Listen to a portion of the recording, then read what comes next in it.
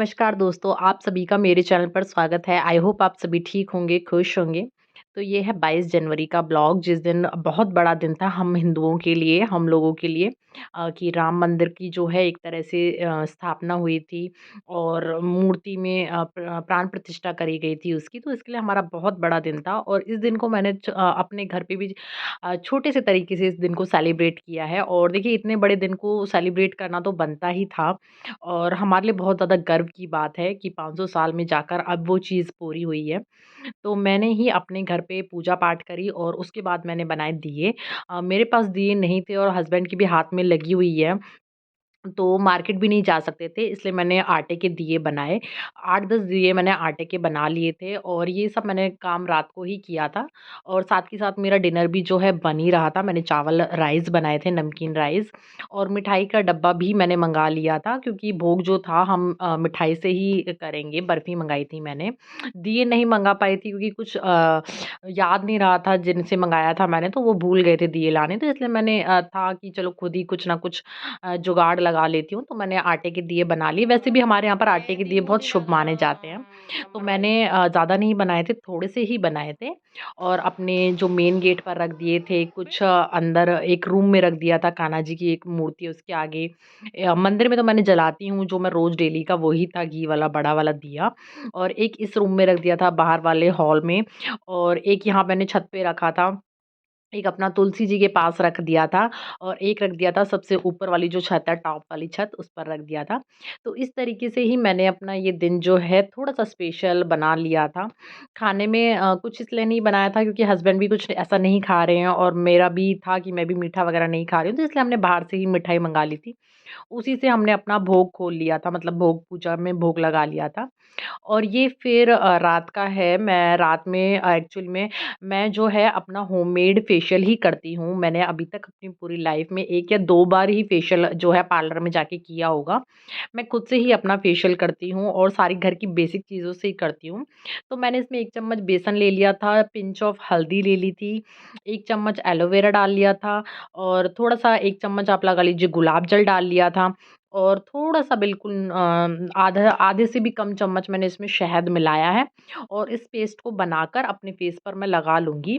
मैं इस चीज़ को वीक में 1 बार ज़रूर कर लेती हूँ। इससे मतलब एक तो आपके फेस पर अलग सा ही ग्लो रहता है और जितनी भी इम्प्योरिटी और डस्ट आपके फेस पर रहती है वो सारी निकल जाती है और आपका फेस एकदम नीट एंड क्लीन हो जाता है और आपको फेशियल की भी ज़रूरत नहीं पड़ती है। ये फेशियल से भी ज़्यादा आपको ग्लो देता है।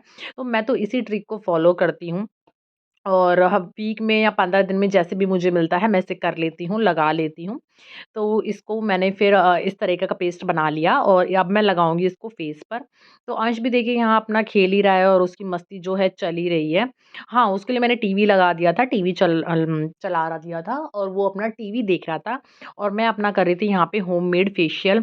ये फेशियल मुझे बहुत ही ज़्यादा इफ़ेक्टिव लगता है और बहुत ही कम कॉस्ट में है। अगर आप फेशियल पार्लर में कराने जाओगे तो 2 ढाई हज़ार का ही फेशियल होता है अगर आप अच्छा वाला फेशियल कराते हो तो और ये फेशियल घर पे बेसिक चीज़ों से ही मैं करती हूँ और उतना ही ग्लो आता है जितना आप 2 ढाई हज़ार वाले से कराओगे, उतना ग्लो आएगा, उतना ही इससे आता है। और अगर आप इसे कंसिस्टेंसी के साथ रखते हो तो उससे भी ज़्यादा ग्लो आता है इस चीज़ से। तो मैंने इसे लगा लिया है और लगाने के बाद मैं इसे 10 मिनट के लिए छोड़ दूँगी और 10 मिनट के बाद मैं इसे रिमूव कर लूँगी और हटा लूँगी और उसके बाद अपना जो भी नॉर्मल मेरा मॉइस्चराइज़र होगा, मैं वो इस फेस पर लगा लूँगी। तो देखिए इस तरह की अगर ये ख़ैर सूट होने के ऊपर है और सबका अपना अलग-अलग फेस होता है, सबकी स्किन अलग-अलग होती है। तो मैं नहीं कह रही कि आप लोगों को भी ये चीज़ सूट करेगी, लेकिन आप एक बार इसे जस्ट वन टाइम ट्राई ज़रूर करिए और ये इतना इफ़ेक्टिव होता है, इतना इफ़ेक्टिव और बहुत ही ज़्यादा इफ़ेक्टिव होता है, तो मैं तो इसे ज़रूर करती हूँ।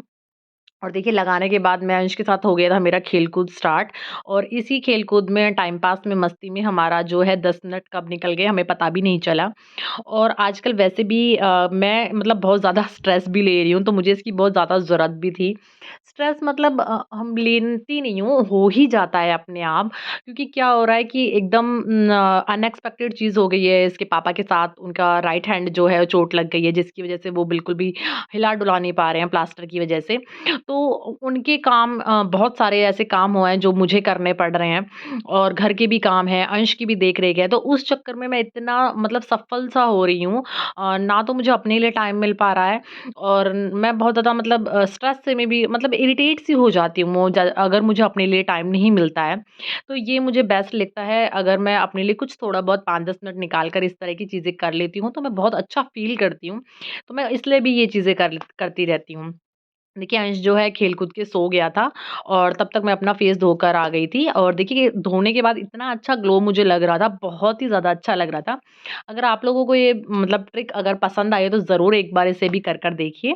तो बस इसी तरीके से मैंने अपना है जो 22 जनवरी का दिन है सेलिब्रेट किया था और मनाया था। इससे ज़्यादा मैंने कुछ ख़ास स्पेशल कुछ नहीं कर पाए थे क्योंकि इसके पापा की वजह से हाथ में जो प्रॉब्लम है उसकी वजह से हम कुछ स्पेशल तो नहीं कर पाए थे। लेकिन हाँ, जो भी है छोटा-मोटा थोड़ा बहुत जो मैं कर सकती थी वो मैंने कर लिया है।